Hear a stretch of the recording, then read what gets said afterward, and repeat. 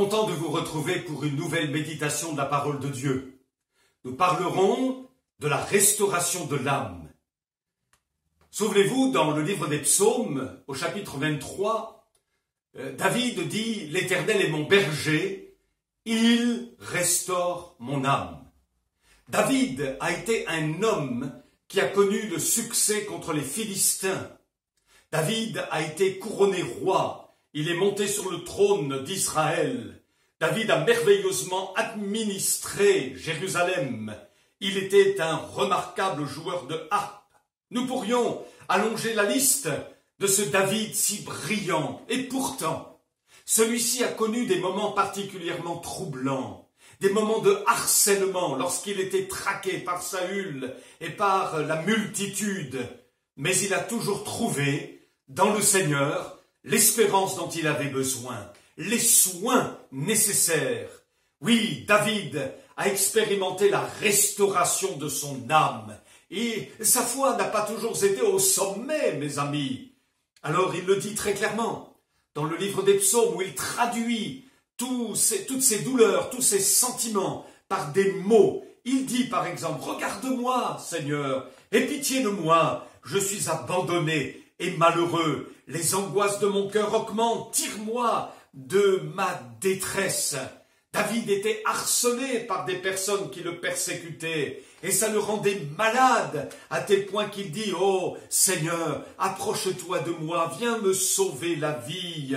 Seigneur, on se moque de moi, ils sont là devant moi tous mes persécuteurs. Leurs outrages m'atteignent, ils ont brisé mon cœur, je ne m'en remets pas. » Oh, combien David exprimait son désarroi.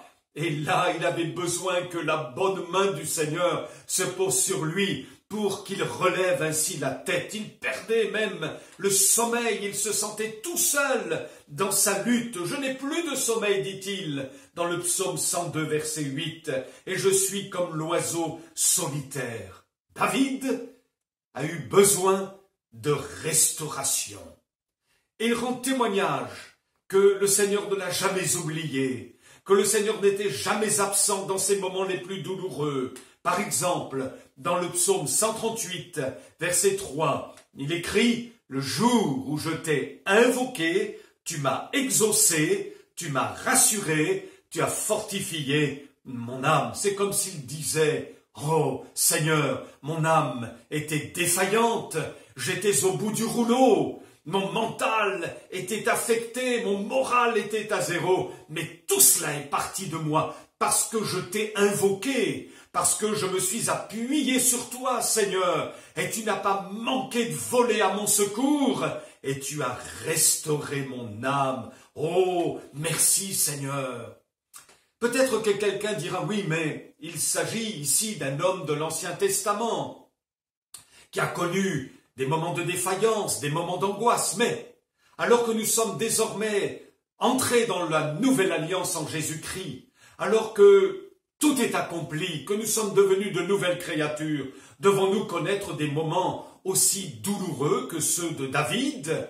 Mes amis, je voudrais vous dire que c'est vrai, que tout est accompli. Béni soit le Seigneur. C'est vrai que nous sommes devenus de nouvelles créatures.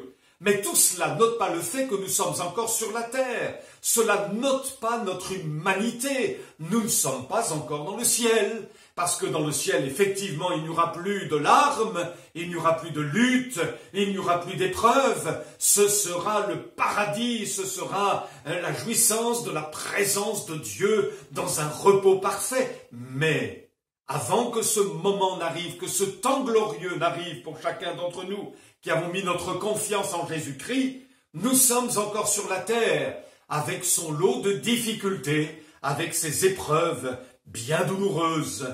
Et oui, nous pourrions avoir une compréhension quelque peu abusive de la foi, et dire peut-être à quelqu'un, mais tu ne devrais pas connaître une telle appréhension, tu ne devrais pas pleurer, si tu avais la foi, tu ne serais pas malade, tu n'aurais pas d'épreuves, c'est que tu as certainement péché quelque part pour que tu sois dans de telles difficultés. Oh mes amis, je voudrais vous dire, n'exprimez pas la vérité d'une manière faussée comme cela. Oui, c'est vrai que si l'on pêche, eh bien, on ne peut pas s'attendre à des bénédictions. C'est évident, mes amis. Mais ne voyons pas le péché partout. Nous ne sommes pas des pécheurs sur tous les plans, quand même. Il arrive des épreuves et l'épreuve n'est pas liée à notre péché. Ça fait partie de notre parcours terrestre. Oui, c'est vrai que si nous péchons, si nous transgressons allègrement les commandements de Dieu, il nous arrivera des problèmes, c'est évident. On récolte ce que l'on sème. Mais néanmoins, il y a des moments où, loin de là, la pensée de péché, et pourtant l'épreuve s'abat sur nous. Alors, dans ces moments-là, nous savons, comme ce fut le cas pour David, que le Seigneur n'est jamais absent, et qu'il est celui qui veut nous rassurer, nous fortifier, nous réjouir intérieurement. Savez-vous que dans le livre d'Ézéchiel, dans la Bible, au chapitre 34, verset 11, Dieu dit « J'aurai soin moi-même de mes brebis et j'en ferai la revue. Je chercherai celles qui étaient perdues, je ramènerai celles qui étaient égarées, je penserai celles qui étaient blessées et je fortifierai celle qui est malade. » Dans la synagogue de Nazareth, le Seigneur Jésus déroula le rouleau du livre d'Ésaïe et dit ceci: « Le Seigneur m'a envoyé pour guérir ceux qui ont le cœur brisé, pour proclamer aux captifs la délivrance et aux aveugles le recouvrement de la vue, pour renvoyer libres les opprimés. » Il y a une guérison pour chacun de nous. Il y a une bénédiction pour celui qui s'appuie sur le Seigneur avec un cœur sincère. Il est possible que votre âme ait besoin de restauration, tant elle est malmenée par les circonstances défavorables de votre vie. Mais le Seigneur est celui qui restaurera votre âme. Soyez-en rassurés, mes amis. Alors comment permettre au Seigneur de restaurer notre âme? Comment guérir des maux dont nous sommes affectés? La première chose que je voudrais souligner est celle-ci, et c'est un point d'importance: il nous faut tout transformer en prière. L'homme de Dieu dit dans le psaume 142, « Je répands ma plainte devant lui, je lui raconte ma détresse, quand mon âme est abattue au-dedans de moi, toi tu connais mon sentier. » Je lui raconte ma détresse.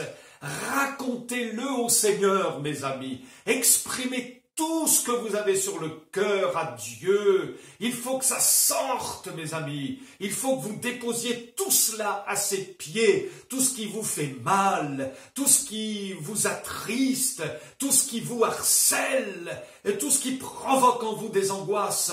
Pourquoi le garder au-dedans de vous? Déchargez-vous, dit la Bible, sur Jésus de tous vos soucis, car lui-même prend soin de vous. Transformez tout en prière. N'allez pas chercher des solutions à droite, à gauche, devant ou derrière, mais transformez tout en prière. C'est là que se remporte la victoire. C'est au pied de Jésus, dans cette relation personnelle avec lui. Parlez-lui, racontez tout ce que vous avez dans votre âme. Oh, mes amis, transformez tout en prière. La deuxième chose que je voudrais vous dire, pour guérir des maux intérieurs, il est important de ne pas se laisser empêtrer dans nos blessures, dans nos souffrances du passé, que notre passé n'hypothèque pas notre présent et notre avenir. Il y a des temps dans notre vie où il faut impérativement tourner la page. C'est ce que le Seigneur a voulu dire à son serviteur Samuel, qui se morfondait au sujet de la chute de Saül. Oh, combien Samuel était attristé, on peut le comprendre, parce que le premier roi d'Israël, qu'il avait oint lui-même, est tombé. L'Éternel s'était retiré de lui. Alors, Samuel ne supportait plus cette situation. Mais ça durait, et pendant ce temps, Samuel n'était plus opérationnel, tellement enlisé dans son désarroi, mes amis. Dieu donc lui dit, Quand cesseras-tu de pleurer sur Saül? Remplis ta corne d'huile et va. Comme si donc l'Éternel disait à son prophète, tourne la page maintenant. Il faut que tu remplisses ta corne d'huile et que tu ailles. Mes amis, ça c'est important pour permettre au Seigneur de restaurer notre âme. Nous avons besoin non seulement de nous décharger sur lui de tous nos soucis, de tout transformer donc en prière, mais il nous faut aussi, et combien cela est important, il nous faut tourner la page.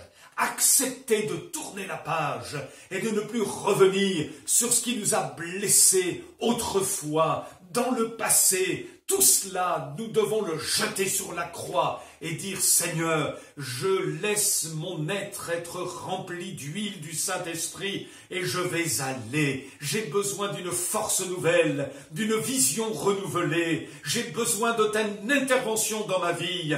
J'ai besoin, Seigneur, de remplir ma corne d'huile, de tourner la page et de regarder devant moi. Mes amis, laissez le Seigneur restaurer votre âme. À cette condition-là, tournez la page. Ne pensez plus aux événements passés, mes amis. Voici le Seigneur va ouvrir pour vous une voie nouvelle. Il va vous conduire dans de verts pâturages. Et la troisième chose que je voudrais vous partager, pour guérir de nos maux intérieurs, non seulement il nous faut tout transformer en prière, et puis ensuite, il nous faut tourner la page et remplir notre corne d'huile, laisser le Saint-Esprit remplir notre vie. Et enfin, il faut être plein d'espérance. Ah, l'espérance ne trompe pas, dit l'Écriture. Nous avons besoin d'espérer en l'Éternel. Coûte que coûte, il nous faut persévérer dans l'espérance. Oh, un homme de Dieu, appelé Jérémie, désespéré à un point. Oui, il va le dire d'ailleurs. Oh, c'en est fini de mon avenir, écrit-il. Je n'espère plus rien en l'Éternel, voyez-vous. Oh, souviens-toi de ma misère, de ma souffrance, du poison, de l'absinthe dont je suis abreuvé. Oh, il y a bien de l'amertume dans son cœur. Sans cesse, je m'en souviens et je suis abattu. Pas étonnant qu'il était abattu en ressassant ces choses dans son cœur. Oui, il y avait plein d'amertume, c'était dur à vivre pour lui. Mais fort heureusement, l'homme de Dieu s'est ressaisi, à tel point qu'il va dire, mais voici ce que je veux repasser dans mon cœur. C'est que les bontés de l'Éternel ne sont pas épuisées, et ses compassions ne sont pas à leur terme. Ah, l'espérance est revenue, l'espérance s'est installée dans son cœur. Lorsque l'espérance meurt, alors notre foi meurt avec. Oh, mes amis, que l'espérance renaisse dans votre cœur si vous en avez besoin, qu'il y ait une restauration de votre espérance. Combien de fois l'homme de Dieu dans l'Écriture, dans le livre des psaumes, n'écrit-il pas « Espère en l'Éternel ». C'est comme s'il exhortait sa propre âme à espérer. Nous devons nous aussi exhorter notre âme à espérer. Ô mon âme, espère en l'Éternel. Ô mon âme, ne t'empêtre pas dans le désespoir, dans le pessimisme, mais espère en l'Éternel. Espérez, bien-aimés, dans le Seigneur. Nourrissez votre cœur des promesses de la parole de Dieu. Soyez pleins d'espérance et ainsi la guérison viendra. Vous serez restaurés au plus profond de vous. Transformez tout en prière, ne l'oubliez jamais. Tournez la page. Et troisièmement, soyez pleins d'espérance. L'Éternel est mon berger. Il restaure mon âme. C'est pour vous aussi, chers amis, c'est possible. Il y a un avenir et de l'espérance pour ceux qui se confient dans le Seigneur. Tout n'est pas terminé, mes amis. Il y a des mers rouges qui peuvent encore s'ouvrir pour vous. Déposez le bâton de la foi comme Moïse et franchissez cette mer rouge qui va s'ouvrir devant vous d'une manière surnaturelle. Louez le Seigneur espérez dans le Seigneur, proclamez les promesses du Seigneur, ne restez pas abattus, ne soyez pas repliés sur vous-même, oh ne vous lamentez pas outre mesure, mais expérimentez la restauration qui vient de Dieu. Dieu n'est pas indifférent à votre désespérance, il n'est pas indifférent à vos problèmes, il n'est pas un Dieu abstrait, mais il est celui qui se plaît à voler au secours de ceux qui se confient en lui jour et nuit. Oui, croyez dans le Seigneur, qu'il guérisse vos blessures et que, remplissant votre corne d'huile, vous puissiez aller à nouveau, relever de nouveaux défis. Dieu est avec vous, il n'est jamais absent dans les moments les plus sombres, il vous fortifie, soyez armés, soyez encouragés et soyez bénis. À bientôt pour une autre méditation de la parole de Dieu. Soyez bénis.